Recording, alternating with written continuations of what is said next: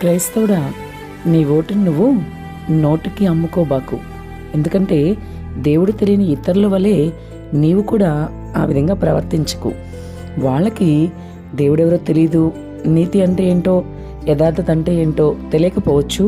ఒకవేళ తెలిసినా కూడా వాళ్ళు ఆ విధంగా తమ ఓటును అమ్ముకోవచ్చు. కానీ నీవు క్రైస్తవుడవైన నీవు ఎంత మాత్రం అలా చేయడానికి వీల్లేదు సుమా.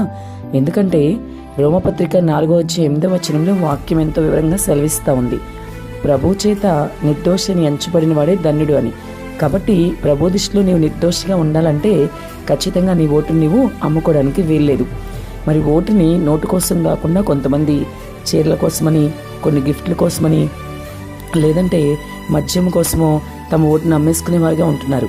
క్రైస్తవులై ఉండి ఈ విధంగా చేయడం చాలా విచారించదగిన విషయం. కాబట్టి ఇందుని బట్టి ప్రభు ఎంతగానో బాధపడుతున్నాడు. అందుకనే ఈ వాక్య భాగం ద్వారా ప్రభు నీతో మాట్లాడుతున్నారు. సూటిగా ఆయన చెప్తూ ఉన్నారు, మరి నీతిమంతులు యథార్థవంతులు మాత్రమే ఆయన రాజ్యానికి వారసులు.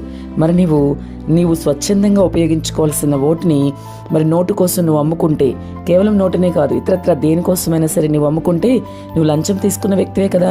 మరి నువ్వు ప్రభు దృష్టిలో నీతిమంతులు ఎలా అవుతావు? కాబట్టి తీర్పు దినం రోజు ఒక రోజు ఉంటుంది. ఆ రోజు నువ్వు ఇవన్నీ కూడా తీర్పులోకి వస్తాయి. ప్రభువుకు నువ్వు లెక్క చెప్పుకోవాల్సిన వ్యక్తిగా ఉంటావు. ఈ లోక మనుషుల చేత నువ్వు సంతోషించబడడం కోసం, వాళ్ళని సంతోషపెట్టడం కోసం వాళ్ళ దగ్గర నువ్వు నోటు తీసుకోవచ్చు, వాళ్ళని సంతోషపెట్టవచ్చు, కానీ ప్రభువుని నువ్వు ఎంత మాత్రం సంతోషపెట్టలేవు. కాబట్టి ఇప్పుడే నీవు గనుక నీ ఓటుకి నోటు తీసుకోవాలని ఆలోచన కలిగి ఉంటే, ఇతరత్ర ఏదైనా సరే బహుమానాలు నువ్వు ఆశిస్తూ ఉంటే ఇప్పుడే నీ ఆలోచన విడిచిపెట్టు. నీ ఓటు స్వచ్ఛందంగా ఉపయోగించుకో. దేవుడిచ్చిన జ్ఞానం చొప్పున మంచి పరిపాలకులకి నీ ఓటు వేయి. అంతేగాని నీ ఓటుని నోటుకి అమ్ముకోవద్దు. ఆమేన్.